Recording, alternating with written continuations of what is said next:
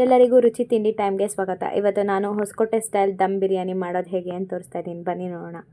ನಾನಿಲ್ಲಿ 1 kg chicken ತೊಗೊಂಡಿದ್ದೀನಿ. ಅದಕ್ಕೆ 3 ಟೇಬಲ್ ಸ್ಪೂನಷ್ಟು ಮೊಸರು ಮತ್ತು ಚಿಕನಿಗೆ ಬೇಕಾಗಿರೋಷ್ಟು ಉಪ್ಪು, 1/4 ಚಮಚದಷ್ಟು ಅರಿಶಿನ ಹಾಕ್ಕೊಂಡು ಇದಕ್ಕೆ ಒಂದು ಸ್ವಲ್ಪ ಕಸ್ತೂರಿ ಮೇಥಿ ಉದುರಿಸ್ಕೊಂಡು 1 ಟೇಬಲ್ ಸ್ಪೂನಷ್ಟು ಪೆಪ್ಪರ್ ಪೌಡರ್ ಹಾಕ್ಕೊತಾ ಇದ್ದೀನಿ. ಇದಕ್ಕೆ 1 ಟೇಬಲ್ ಸ್ಪೂನಷ್ಟು ಬಿರಿಯಾನಿ ಪೌಡರ್ ಹಾಕ್ಕೊತಾ ಇದ್ದೀನಿ. ಈ ಬಿರಿಯಾನಿ ಪೌಡರು ನಾವು ಮನೇಲೇ ಮಾಡ್ಕೊಂಡಿರೋದು. ಎಲ್ಲ ಕಡೆ ಹೆಂಗೆ ದಮ್ ಬಿರಿಯಾನಿ ಸಿಗುತ್ತಲ್ವ, ಅದಕ್ಕಿಂತ ತುಂಬ ಟೇಸ್ಟಿಯಾಗಿರುತ್ತೆ. ಈ ಥರ ಒಂದು ಸರಿ ಮನೇಲಿ ಮಾಡ್ಕೊಳ್ಳಿ, ನೆಕ್ಸ್ಟ್ ಟೈಮಿಂದ ಹೋಟ್ಲಿಗೆ ಹೋಗಲ್ಲ. ನಾನಿಲ್ಲಿ ಚೂರು ಗರಂ ಮಸಾಲ ಹಾಕ್ಕೊಂಡು ಚಿಕನ್ನ ಮ್ಯಾರಿನೇಟ್ ಮಾಡಿ ಸೈಡಿಗೆ ಇಟ್ಕೊತಾ ಇದ್ದೀನಿ. ಈಗ ರುಬ್ಸೋಕ್ಕೆ ಏನೇನು ಬೇಕು ಅಂತ ನೋಡೋಣ ಬನ್ನಿ. ಇಲ್ಲಿ ನಾನು 1 ಈರುಳ್ಳಿನ ರುಬ್ಬಕ್ಕೆ ಹಾಕ್ಕೊತಾ ಇದ್ದೀನಿ. ಮತ್ತು ನನ್ನ ಕೈಯಲ್ಲಿ 1 ಮುಷ್ಟಿಯಷ್ಟು ಶುಂಠಿ, 1 ಮುಷ್ಟಿಯಷ್ಟು ಬೆಳ್ಳುಳ್ಳಿ ಹಾಕ್ಕೊತಾ ಇದ್ದೀನಿ. ಮತ್ತು ಇಲ್ಲಿ ನಾನು 1 kg ಬಿರಿಯಾನಿ ಮಾಡ್ತಾ ಇರೋದು, ಆ ಕ್ವಾಂಟಿಟಿಗಿದು.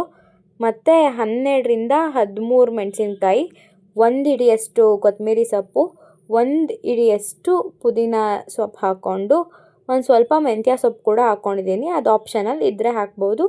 ನ್ಯಾಚುರಲ್ ಕಲರ್ಗೋಸ್ಕರ ಮೆಂತ್ಯ ಸೊಪ್ಪನ್ನ ಹಾಕೋದು. ಪಾಲಕ್ ಸೊಪ್ಪಿದ್ರೆ ಅದನ್ನು 1-2 ಕಡ್ಡಿ ಹಾಕೋಬೋದು, ನ್ಯಾಚುರಲ್ ಕಲರ್ ಸಿಗುತ್ತೆ. ಏನು ಕಲರ್ ನಾವು ಆ್ಯಡ್ ಮಾಡಲ್ಲ ಇಲ್ಲಿ. ಈಗ 1 kg ಬಿರಿಯಾನಿಗೆ ಎಷ್ಟು ಎಣ್ಣೆ ಬೇಕು ಅಷ್ಟು ಎಣ್ಣೆ ಹಾಕ್ಕೊಂಡಿದ್ದೀನಿ. ಅದಕ್ಕಾದಮೇಲೆ ಒಗ್ಗರಣೆಗೆ 1.5 ಈರುಳ್ಳಿ ಹಾಕ್ಕೊತಾ ಇದ್ದೀನಿ. 1.5 ಅಷ್ಟು ಈರುಳ್ಳಿ ಹೆಚ್ಚಿಟ್ಕೊಂಡಿದೆ, ಅದನ್ನು ಹಾಕ್ಕೊತಾ ಇದ್ದೀನಿ. ಅದು ನೀಟಾಗಿ ಗೋಲ್ಡನ್ ಫ್ರೈ ಆಗೋ ತನಕ ಉರಿಬೇಕು. ಇದಕ್ಕೆ ನಾನು ಎಲ್ಲ ಪಲಾವ್ ಐಟಮ್ಸ್ ಏನೇನು ಹಾಕ್ತೀವಿ ಪಲಾವ್ಗೆಲ್ಲ ಅದನ್ನೆಲ್ಲ ಹಾಕ್ಕೊತೀನಿ. ಈಗ ನಾನು ಇದಕ್ಕೆ ಪಲಾವ್ ಎಲೆ ಹಾಕ್ತಾಯಿದ್ದೀನಿ. 1 ಪಲಾವ್ ಎಲೆ ಬಂದುಬಿಟ್ಟು ಅಂಗಡಿಯಿಂದ ತಂದಿರೋದು, ಮತ್ತು ಇನ್ನೊಂದು ಪಲಾವ್ ಎಲೆ ಬಂದುಬಿಟ್ಟು ಮನೇಲಿ ಬೆಳೆದಿರೋದು. ಇದಕ್ಕೆ ಒಂಚೂರು ಕಲ್ಲುವ ಹಾಕ್ಕೊತಾ ಇದ್ದೀನಿ. ಇಷ್ಟನ್ನು ಹಾಕಿ ನೀಟಾಗಿ ಉರಿಬೇಕು, ಈರುಳ್ಳಿ ಗೋಲ್ಡನ್ ಬ್ರೌನ್ ಆಗೋ ತನಕ. ಅದಾದಮೇಲೆ 2 ಟೊಮೆಟೊ ಹೆಚ್ಚಿಟ್ಕೊಂಡಿದ್ದೆ ಚಿಕ್ಕ ಚಿಕ್ಕದಾಗಿ, ಅದನ್ನು ಹಾಕ್ತಾಯಿದ್ದೀನಿ. 2 ಟೊಮೆಟೊ ಹಾಕಿ ನೀಟಾಗಿ ಹುರ್ಕೋಬೇಕು. ಟೊಮೆಟೊ ಮಾಗೋದಕ್ಕೆ ಬಿಡಬೇಕು. ಸ್ವಲ್ಪ ಉಪ್ಪು ಹಾಕ್ಕೊಂಡ್ರೆ ಟೊಮೆಟೊ ಬೇಗ ಮಾಗುತ್ತೆ. ಈಗ ನಾನು ರುಬ್ಸಿಟ್ಟಿರೋ ಮಸಾಲೆನ ಹಾಕ್ಕೊತಾ ಇದ್ದೀನಿ. ಆವಾಗಲೇ ಹಾಕಿದ್ವಲ್ಲ, ಆ ಮಸಾಲೆನೆಲ್ಲ ನೀಟಾಗಿ ರುಬ್ಕೊಬೇಕು. ರುಬ್ಕೊಂಡಾದಮೇಲೆ ಒಗ್ಗರಣೆಗೆ ಹಾಕ್ಕೊಬೇಕು. ಹಾಕಿ ಎಣ್ಣೆಲಿ ಚೆನ್ನಾಗಿ ಉರಿಬೇಕು. ಪೂರ್ತಿ ಹಸಿ ವಾಸನೆ ಹೋಗೋ ತನಕ ನೀಟಾಗಿ ಉರಿಬೇಕು. ಸ್ವಲ್ಪ ಕಲರ್ ಚೇಂಜ್ ಆದಮೇಲೆ, ಹಸಿ ವಾಸನೆ ಹೋಗಿದೆ ಅನ್ಸಿದ್ಮೇಲೆ ಮ್ಯಾರಿನೇಟ್ ಮಾಡಿ ಇಟ್ಕೊಂಡಿದ್ದು ಚಿಕನ್ನ ಹಾಕಬೇಕು. ಹಾಕಿ ನೀಟಾಗಿ ತಿರುಗಿಸ್ಕೋಬೇಕು. ಚಿಕನ್ನ ಫ್ರೈ ಆಗಕ್ಕೆ ಬಿಡಬೇಕು. ಒಂದು ಸ್ವಲ್ಪ ಅರ್ಧ ಬೇಯೋ ಥರ ಬಿಡಬೇಕು. ಈಗ ಇದಕ್ಕೆ ಎಷ್ಟು ರುಚಿಗೆ ಎಷ್ಟು ಬೇಕೋ ಅಷ್ಟು ಉಪ್ಪು ಹಾಕ್ಕೊಬೇಕು, ನೋಡ್ಕೊಂಡು ಹಾಕ್ಕೋಬೇಕು. ಯಾಕಂದರೆ ಚಿಕನ್ ಮ್ಯಾರಿನೇಟ್ ಮಾಡೋಕೆ ಆಲ್ರೆಡಿ ಉಪ್ಪು ಹಾಕಿರ್ತೀವಿ. ಮತ್ತು ನಾನಿಲ್ಲಿ 4 ಟೇಬಲ್ ಸ್ಪೂನಷ್ಟು ಬಿರಿಯಾನಿ ಪೌಡರ್ ಹಾಕ್ಕೊತಾ ಇದ್ದೀನಿ. 4 ಟೇಬಲ್ ಸ್ಪೂನ್ ಯಾಕೆ ಅಂದರೆ 1 kg ಅಷ್ಟು ಬಿರಿಯಾನಿ ಮಾಡ್ತಾ ಇರೋದು, ಅದಕ್ಕೆ 1 ಪಾವಿಗೆ 1 ಟೇಬಲ್ ಸ್ಪೂನ್ ಪುಡಿ ಅನ್ನೋ ಲೆಕ್ಕದಲ್ಲಿ 4 ಹಾಕ್ಕೊತಾ ಇರೋದು. ಈ ಪುಡಿದು ರೆಸಿಪಿ ಬೇಕಂದರೆ ಕಮೆಂಟ್ ಮಾಡಿ, ನಾನು ಖಂಡಿತ ಈ ರೆಸಿಪಿನೂ ಒಂದ್ಸರಿ ಶೇರ್ ಮಾಡ್ತೀನಿ.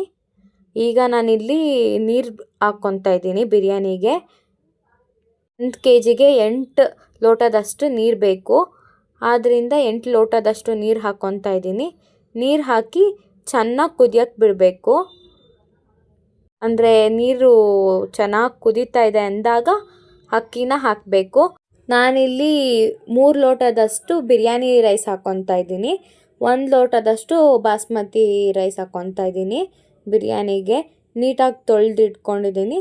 ಆ ರೈಸ್ನ ಹಾಕಿ ಚೆನ್ನಾಗಿ ಕುದಿಯೋಕ್ಕೆ ಬಿಡ್ತೀನಿ. ರೈಸ್ ಹಾಕಿದ್ಮೇಲೆ ಒಂದ್ಸರಿ ನೀಟಾಗಿ ತಿರುಗಿಸ್ಕೋಬೇಕು, ತಳ ಹಿಡಿಯೋದಿಲ್ಲ. ಅದಕ್ಕೆ ಇವಾಗ ಅದು ಕುದೀತಾ ಇದೆ ಅಂದಾಗ ಒಂದು ಸ್ವಲ್ಪ ನೀರು ಟೇಸ್ಟ್ ನೋಡಿ, ಏನಾದರೂ ಕಡಿಮೆ ಆಗಿದ್ರೆ ನೀವು ಆ್ಯಡ್ ಮಾಡ್ಕೊಬೋದು. ಒಂದ್ಸರಿ ಕುಕ್ಕರ್ ಮುಚ್ಚೋಕ್ಕೆ ಮುಂಚೆ ನೋಡಿ, ಈ ಥರ ಚೆನ್ನಾಗಿ ಕುದೀತಾ ಇದೆ, ಅಕ್ಕಿನೂ ಸ್ವಲ್ಪ ಆಗಿದೆ ಅಂತ ಅನಿಸ್ದಾಗ ಕುಕ್ಕರ್ ಮುಚ್ಚಬೇಕು. ತುಂಬ ಚೆನ್ನಾಗಿ ಕುದಿಬೇಕು, ಯಾಕಂದರೆ ಚಿಕನ್ ಹಾಕಿರ್ತೀವಲ್ಲ ಅದು ಬೇಯಬೇಕು. 1-2 ಸರಿ ತಿರುಗಿಸಿ ಮಧ್ಯದಲ್ಲಿ, ತಳ ಹಿಡಿಯೋದಿಲ್ಲ. ನೋಡಿ ಈ ಥರ ಆಗಿದೆ. ಆಲ್ಮೋಸ್ಟ್ ಅಕ್ಕಿ ಎಲ್ಲ ಮೇಲೆ ಕಾಣಿಸ್ತಾ ಇದೆ. ಸೊ ಇವಾಗ ನಾನು ಏನು ಮಾಡ್ತೀನಿ ಅಂದರೆ, ಕೆಳಗಡೆ ಒಂದು ಹಂಚಿಡ್ತೀನಿ, ಬೇಗ ಸಿಯಲ್ಲ ಅಂತ. ಹಂಚಿಟ್ಬಿಟ್ಟು ಕುಕ್ಕರ್ ಮುಚ್ಚಳ ಮುಚ್ತಾ ಇದ್ದೀನಿ. ಕುಕ್ಕರ್ ಮುಚ್ಚಿ 5 ನಿಮಿಷ ಬಿಡಬೇಕು. ನೋಡಿ 5 ನಿಮಿಷ ಬಿಟ್ಟ ಮೇಲೆ ನಂದು ಹಿಂಗಾಗಿದೆ. ಒಂದು ವಿಸಿಲೆಲ್ಲ ಹೊಡ್ಸ್ಕೋಬಾರ್ದು. 5 ನಿಮಿಷ ಬಿಟ್ಟು ಆಫ್ ಮಾಡಬೇಕು. ತಣ್ಣಗಾದ್ಮೇಲೆ ಮುಚ್ಚಳ ತೆಗೆದು ತಿರುಗಿಸ್ಬೇಕು. ನೋಡಿ ಹಿಂಗೆ ತಿರುಗಿಸ್ತಾ ಇದ್ದೀನಿ ನೀಟಾಗಿ. ಫುಲ್ ಮಸಾಲ ಎಲ್ಲ ಮೇಲೆ ಏನಿರುತ್ತೆ ಅದು ಎಲ್ಲ ಕಡೆ ನೀಟಾಗಿ ಮಿಕ್ಸ್ ಆಗಲಿ ಅಂತ ತಿರುಗಿಸ್ಕೊತಾ ಇದ್ದೀನಿ. ನೋಡಿ ನಮ್ಮ ಬಿರಿಯಾನಿ ಹೆಂಗೆ ಚಕ್ಕನ್ನಂಗೆ ರೆಡಿ ಆಯಿತು.